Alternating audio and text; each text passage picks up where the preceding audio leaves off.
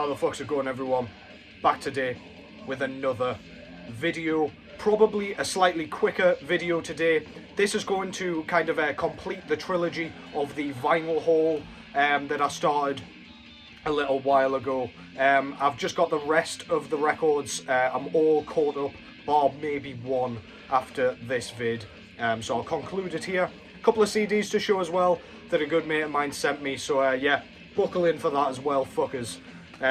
Just going to get straight into it. No need for any more rambling. What's going on in the background, first of all, is this one. This is Gorguts with Erosion of Sanity. This was their second full-length album from 1993, I believe. This follows in the same vein as Considered Dead, that came a couple of years prior. And yeah, just really blistering death metal. Luke Lemmy's very, very recognisable, sort of almost wheezy vocal performance just kind of dominates this thing. So does the drum work. It's very thrashy, very cool. Production's perfect. Starting to get a little bit weird on this one. We've got like a very kind of bassy section towards the back end of the record. Can't remember which track it is. It's around sort of A Path Beyond Premonition.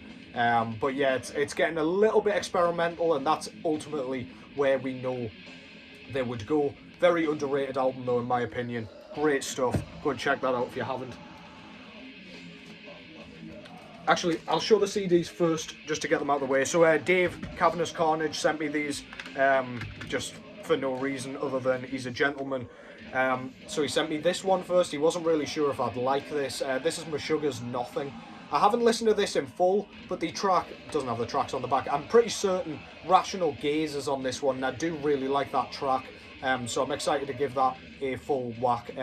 This was their fourth album, I believe, from 2002. Yeah, looking forward to checking that one out. Cheers, Dave. And then we've got Festival of Death by the Mighty Broquin. I did mention in the video where I showed Harbinger of Woe that I did want some more Broquin in my collection in general. And Dave is not a fan of this one because of the drum tone, which I can totally get. It does have that fucking Pringles tub sound, especially on the snare drum, I should say. But I find this absolutely awesome. Brutal death metal from 2001, I think this one was. This is their second album. So yeah, looking forward to checking that out properly as well. I have given it a couple of spins, but yeah, man. Gonna have to give that a bit more attention and love, I think. So yeah, cheers for those, Dave. Much appreciated. And let's continue onwards. So the first one I'm going to show is a 2024 release from Ritish Reds. So this is their fourth full-length album from this year, entitled Sanshi. This came out through Relapse Records a couple of weeks ago. If you're not familiar with Ritish Reds, they are a death metal band with grindcore leanings. So if you think of bands like Terrorizer, not just because the fucking band name comes after one of the tracks on World Downfall, but the sound is quite similar. It's death metal, but it's very much infused with that grindcore sound. It's chaotic. Drum work's fantastic. This was a one-man project, just containing Andrew Lee, who did all instruments, all vocals and everything. But this one has a plethora of vocalists, and all of the instruments are covered by different people. Andrew Lee still does most of the kind of main vocal performance. Very, very unhinged sound. He just sounds like an absolute lunatic throughout. But then we've got some like deeper growls, we've got some screams in here that are all performed by different guys in the band, which I thought was really cool. And then one of the guys does backing vocals as well. Yeah, drum performance is really varied, very diverse. Love the kind of ride cymbal work, as always, but it really stands out on this one, just for accentuation. You'll just hear like a quick flurry of like 4 little beats that just sound sensational. You pick it up immediately, you're like, oh shit. Andrew Lee's kind of shred leanings kind of go into this yet again. Oh, I've still got this snotty, disgusting face. Yeah, for the solos, it's very shred-like. It's very melodic and very pretty, actually, considering how sort of apocalyptic the rest of this thing sounds. But yeah, really works. Really, really stunning work. Very memorable, very, very catchy, and very unforgiving. So yeah, if you want a beatdown like few other records could give you, go and check this out. That's Sanshi by Ritish Reds. On the front cover there, we've got shitloads going on. So we've got like a big Goblin King guy kind of sat in his throne with a bunch of his minions, like a couple of Minotaur looking things down the side here, I'm assuming as royal guards, a few kind of butchered bodies falling down the stairs, a very, very ominous and sketchy looking glowing green pool. We've got a guy who's been impaled by spikes here that a bunch of pallbearers are carrying somewhere. There's just lots going on. It's a very enjoyable kind of album cover just to sink your fangs into while you're listening to this thing. Stunning work. Always had great artwork on the 4 records they've had so far, and indeed the EP. Logo on the back there. Their logo's awesome. It's almost a shame not to put it on there. Oh, I should have said, by the way, I'm not sure what language that is, but there's a little bit of like embossing, I guess you'd call it, or foil stamping. I don't know, but very, very nice. Yeah, track listing on the back. Mr. Andrew Lee is that guy there in the middle, and then the rest of the band members. Yeah, Last Days of Humanity shirt as well. There you go. There's a bit of gore grind for you. Yeah, Relapse Records, killer. Lyric sheet. I've had a good read through these while I've been listening, with a bunch more artwork as well. Very, very nice. Love that. And then the disc itself comes on this really unique sort of, I don't know, I guess it's like very transparent sort of green with green and purple marbling effect, I guess. Perfect description yet again. But yeah, you get the idea. Very, very nice. Don't have anything that looks like that in my collection yet. Well, I do now, but you know what I'm saying. Yeah, so if that sounds good in any facet to you, if I can just get this goddamn thing in, there we go. Yeah, if that sounds good to you, if you like any of those kind of components that I just sort of described there, go and check this out, man. It's so fucking good. One of the best modern death metal bands going, and one of the most consistent, I might add, as well. Fantastic stuff. They're from the US, by the way. Next up, I've got a couple of, well, one of them's a classic at the very least. The other one could be considered as so. First one, I've gone with this. So this is Immolation with their 9th full-length album entitled Kingdom of Conspiracy. This originally came out in 2013 through Nuclear Blast Records. I've had this one on CD forever, and yeah, they've just recently repressed it, so I jumped on that straight away. I'm well on my way to getting all of the Immolation catalogue finally. It's just that kind of funny mid-section where I think Listenable Records or somebody owns it, but anyway, I digress. This is a fantastic record. One of the first Immolation records I heard, if not the first. I think I heard this when it first came out, and I don't think I'd heard Immolation prior, but anyway. Very much in their signature style. They haven't changed their sound at all for the 36 years they've been going or whatever. It's very bludgeoning, very low-tuned, very kind of, I don't know, again, apocalyptic, for want of a better word, because I've already used that word so far. It just sounds like sheer kind of dystopia in a record.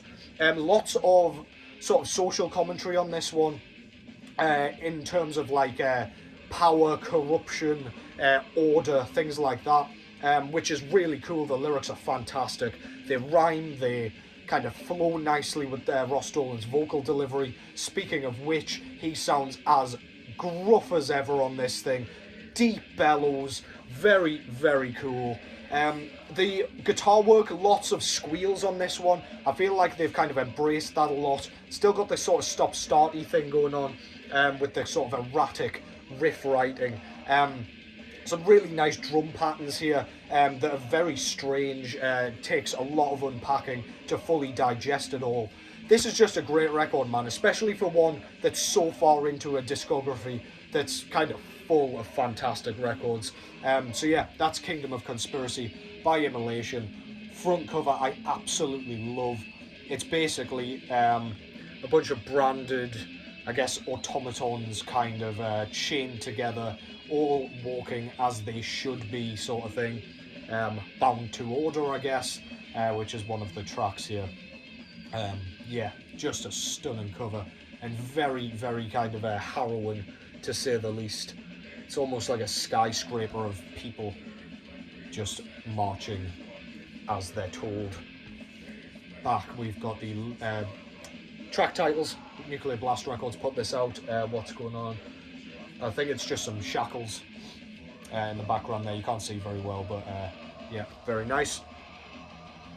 On the inside, we've got all the lyrics, a zoomed in picture of our guy here, the main guy, with Immolation's old logo in there as well. We've just got the generic sort of blocky logo there. Not sure why they did that. They should have put the original on.